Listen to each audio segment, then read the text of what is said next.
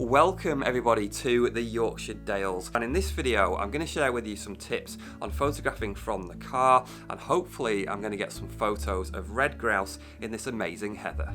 A vehicle can be a great way of photographing wildlife in the right situation, and sometimes you can almost use it as a mobile hide.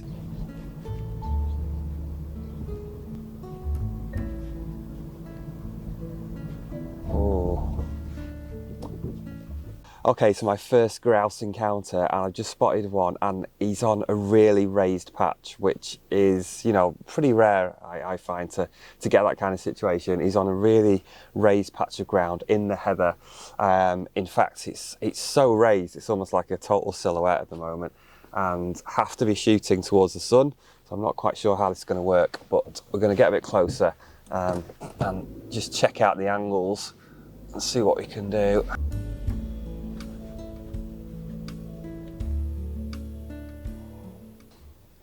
So he was kind of on this ridge and he's just gone down a bit, kind of just slightly down the other side, but I'm going to hang around here in this spot. I'm just getting stared at by some ladies.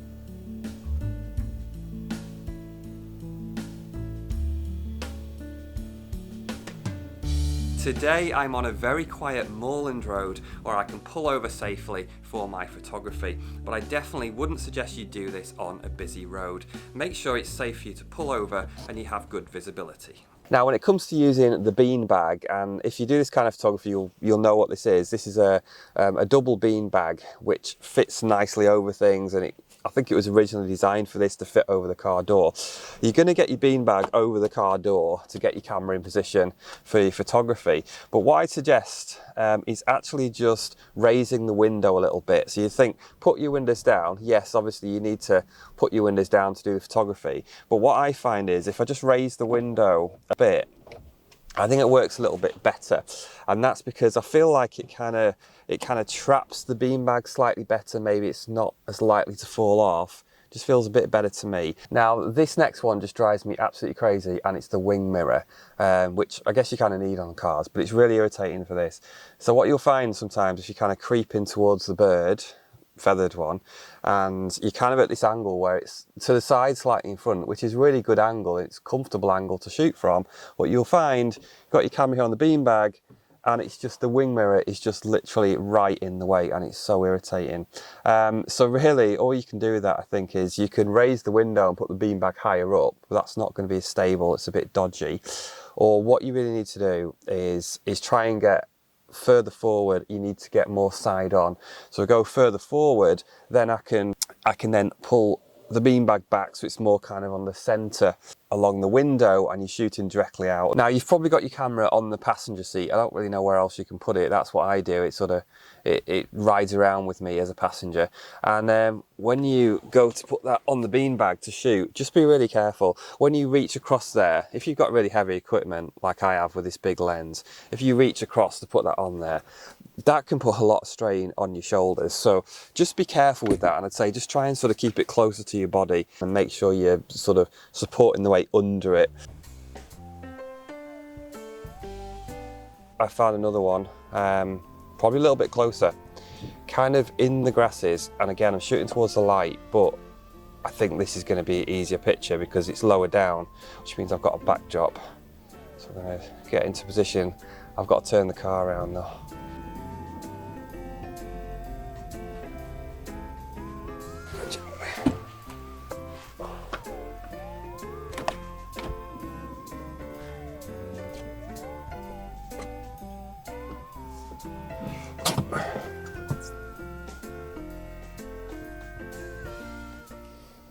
There he is. There he is. I can see him through the grasses. Whether the camera will focus is a different matter. The lighting is just absolutely beautiful. Well, it was beautiful. It's actually suddenly changed. So that just shows you, you have to get the shots sometimes when you get the chance, as I did there. I'm so glad that I took those shots, because a bit of clouds come over and that light is no longer there. but the light I was getting, it was just backlighting really nice, and just particularly those grasses, like those fluffy yellow grasses, it's highlighting, and also just, you know, highlighting the shape of the grouse, particularly its neck and its head. This kind of situation for focusing is always going to be tough, I think, no matter pretty much whatever camera you have, really. There's just so many grasses in the way, there's so much going on. So what I've done is go to spot focus, which I often do for the red grouse, to be honest. And yeah, spot focus. I've even gone to one shot focus as well, rather than servo, which I sometimes do. Focused on the grouse, unlocked it, and then taken my shot. And I've done a number of different compositions there, which in that situation, I feel like you should really try and do that if you have time, once you've bagged a couple of shots. So pretty much the grouse is always to the right hand side, just to give it space to look into. And then I've got some horizontal shots where I kind of varied whether it was at the bottom or near the top, just to get both. And if you do it vertically, then obviously it's completely different, and you can get the horizon in the shot as well. So I did take a mixture of compositions there, which I tried to do. What's that? It's a pigeon. Now, one of the most important things with this type of photography is your approach. You want a nice, slow, controlled approach. You don't want to just go driving straight towards the bird. It's just almost certainly not going to work. So have a think about where you're going to put the car, because that's important. You want to be able to pull over somewhere that's safe, but also at a good angle for photography. Now, I find a good angle is kind of like diagonally, just slightly ahead, maybe just past the wing mirror, is a really nice angle to shoot from, partly because it's more comfortable. Just if you're shooting rather than turning round, that can get uncomfortable. So if you can kind of approach at that angle, that's great.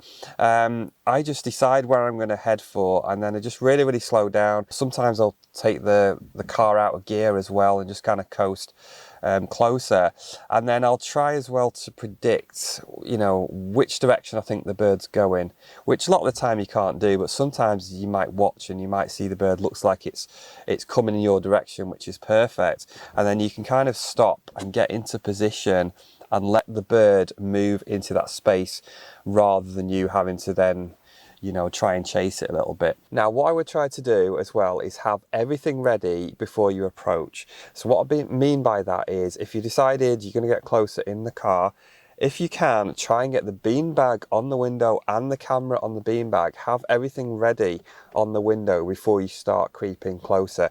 That's just going to reduce disturbance. If you get really close and then you start moving things and sticking the big lens out of the window, especially if it's a really huge telephoto like this, you know, I think it's going to be worse. I've just seen like a weasel. Oh my word, a weasel, I think it was.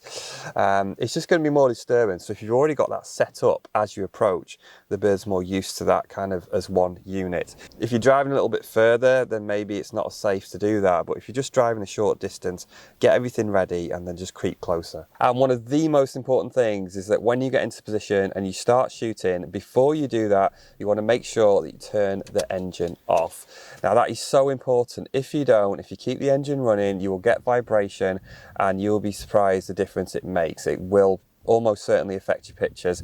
Now, this has happened to me in the past. Even though I had the camera on the beanbag and everything was nice and still, the vibration has just caused an incredible amount of blur in the images. So when you get into position, switch the engine off, and again, that goes back to trying to get yourself in that good position in the first place. Cars. Because if you don't do that, and then you're going to have to adjust yourself forward or back, it means you're going to have to start the engine again, and that's going to disturb the bird more, and you don't want to keep switching the car on and off. It's probably not good for your starter motor either.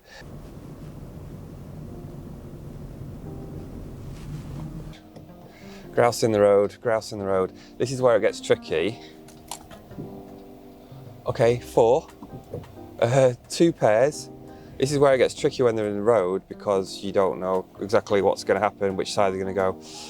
Right, 2 of them have gone over to the right hand side, which is perfect, because obviously you're shooting on the right hand side if you're driving a vehicle, you know, a UK vehicle.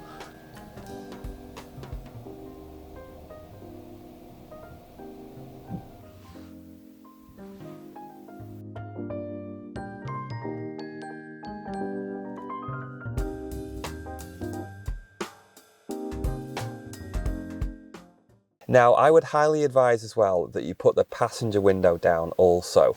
Now, you might think, why do you need to do that? Because you're just going to shoot out the driver's side. But things happen. You never know what's going to happen in wildlife photography. And you might just get that opportunity that's on the left-hand side of the road. You don't have time to turn around. You're able to stop quickly and you feel you can just grab a shot. And if your window's up, then you're just not going to be able to get the picture. And then maybe you're going to put the window down. And by the time you've done that, the bird's gone. So keep the passenger window down as well. Then if you need to grab a shot, it's already clear.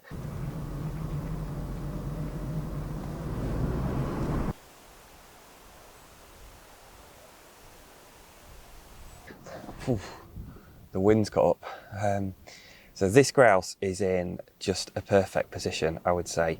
So it's slightly raised. It's kind of in a patch of heather that's slightly raised. There's grasses around, so you've got a mixture of the purple heather and the yellow grasses, but there's kind of like bands, including the one it's stood on. There's like bands of heather going throughout the picture, kind of from the bottom to the top of the frame, which I absolutely love. So the main thing I'm doing, put it back, the main thing I'm doing is I've been taking vertical shots so that I can like get those bands of colour throughout the frame.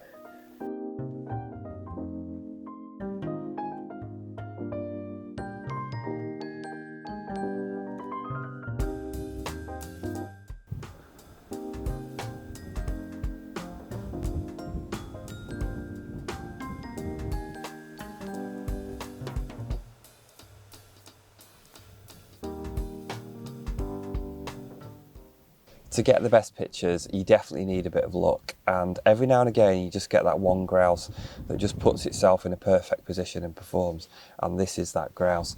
It is right by the side of the road. I've been able to pull over on the opposite side. It's a perfect situation. I hope it's not too windy. I can just shoot right across. It's in a patch of beautiful heather and it's just really relaxed. It's picking away at the heather, the tips of the heather at the moment, which is a good sign that it is relaxed when it's feeding like that.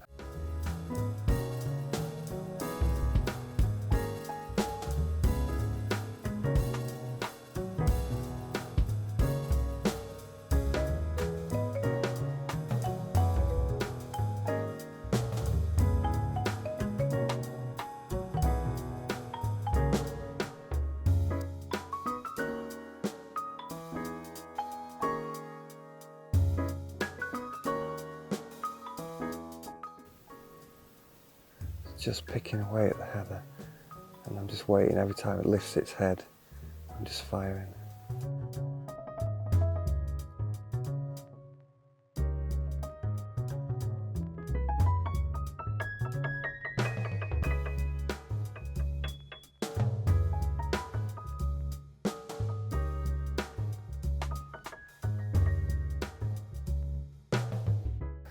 It's just fantastic.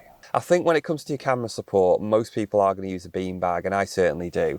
But it might be possible that you could use some kind of other rig, something that you could get against the door, maybe that goes over the door itself. So I think there are things you can actually buy. I can't think of the word, it's eluding me. I'll put it up on the screen, hopefully. You may be able to have something that's got more of a tripod head, just to enable you to shoot and pan and do all those things that you could do if you're using a tripod. Now, but what I've actually done is I've actually managed to get one of my tripods here kind of set up on the door that I could shoot with a small lens, not a heavy one because it wouldn't take the weight. I've used all three legs and I've managed to wedge this in, and it's fairly solid.